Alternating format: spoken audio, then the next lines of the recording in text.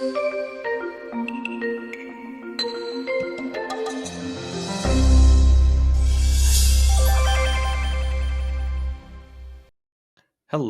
everyone. My name is Dave Foreman with Clarity Creative Group. I am excited to go into tips, SEO tips for chiropractors.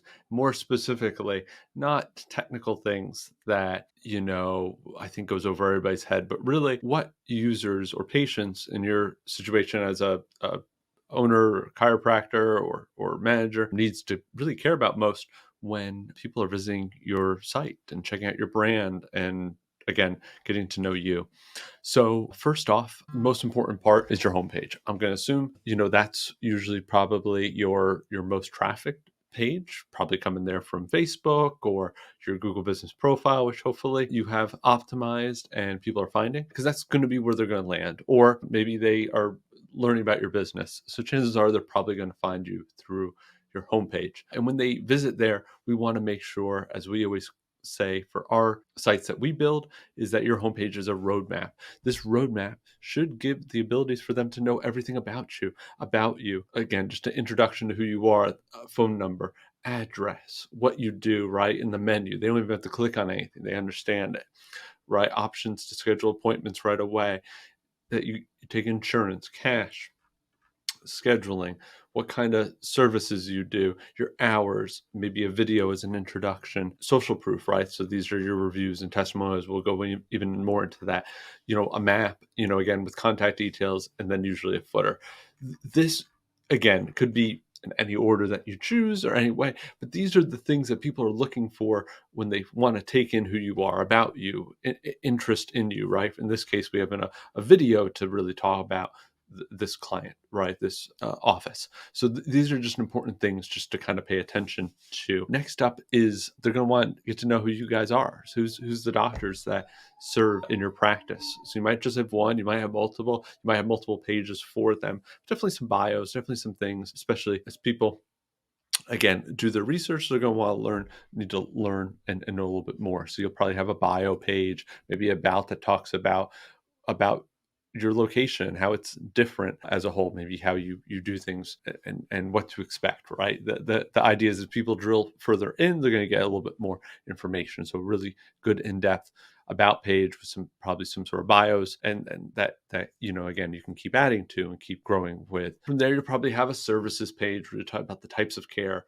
who you're reaching, what you're trying to service. So that way people know, right? Do you do auto accidents? Do you do insurance, cash, back, neck? What ailment do they have? And if they have that ailment and they see it as a service, they're probably going to feel pretty confident that you're going to be able to solve their issue. So that's a great page to definitely have. And you don't necessarily need to have individual service pages right away, but as you begin to start building more content, have more time, definitely try to have a page that talks about each one to, again, help give more information about that service that you do. But if you just have one page that just kind of takes it all in, that works out too. Again, more information. Insurances, what do you accept? Do you accept insurance? Do you not accept insurance? Always a very big question that, again, everybody kind of asks. So it's just good to have that front and center as well.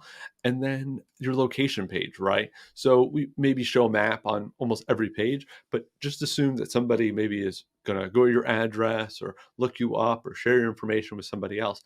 They're going to want a contact or location page, right? That just kind of screams to them, I know where I'm going. And on that page here, you'd give maybe a form. In this example, we have pictures of location. Maybe you even have opportunities for them to make an appointment with you and give them their options on how they do things. So that's your contact location page. Now, if you have multiple locations, chances are you will have multiple location pages. So example being a pediatric office here has 3 offices. So Keller, Fort Worth, Hazlet, they'll have those 3 locations set up. It's just really easy for you to go onto each page, get the information for each location, and that way they're all not just kind of bunched up on one page. So we always just advise having separate pages for each of the locations. Again, assuming you have maybe more than one office, great, or maybe something to grow into. Again, we talked about the social proof, right? So we have a testimonials page where maybe we pulled out some quotes that we really like, but then we also kind of can pull in 168 reviews all across the internet that could all be in one spot, so people don't have to go into different places. And again, maybe you only have 10 to start with, and that's fine. People um, would rather see something rather than nothing, and show the good, show the bad, be honest about your score. You're not always going to be a 10 out of 10 every time, and just being honest about it. People trust technically businesses that don't have a 5 a little bit more, right, that are in like the 4.3, 4.4 to 4.8, 4.9. So don't shy away from always thinking you always have to have 5 stars, but this just kind of helps people to relate, right? Oh, I found a chiropractor.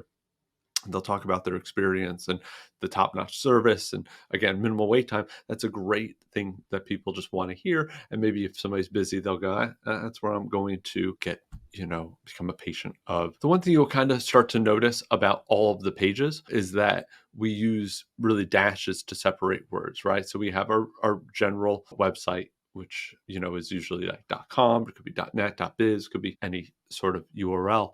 But then when we get into the name of the actual page, this one is chiropractor for headaches. So the URL is chiropractor-for-headaches. You don't want to put all those words together. Google can tell those different words when we put dashes in between them. So that's just best practice, right, for URL structure. If you're doing medical massage, maybe it's medical-massage.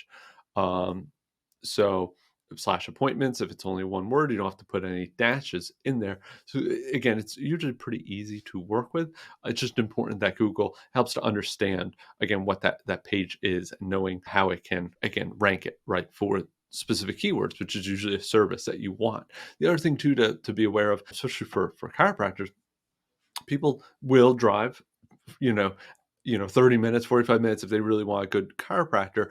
I would just assume that you're here, and that in general, people are going to be local, maybe in 2 or 3 surrounding cities. So just be clear about the areas that you serve. Obviously, this is an Oviedo is a city here, and they service that area as along Winter Springs and that region. So we talk about it, but Oviedo is right next to Orlando. It'd be silly if we really tried to put Orlando keywords all over here, because we're not necessarily in Orlando, and it would probably be a lot longer journey to try to get to a position in a city that we're not in. So just kind of be aware of your location and how you lean deep and hard into the city where you're located and are close to, so that way you rank well. That helps Google also understand where you're at. And then when we're building in links as well, we also want to pay attention to what they are, not just read more or click here, but like view options or pay options or medical therapy or auto accidents, or the things that we're clicking on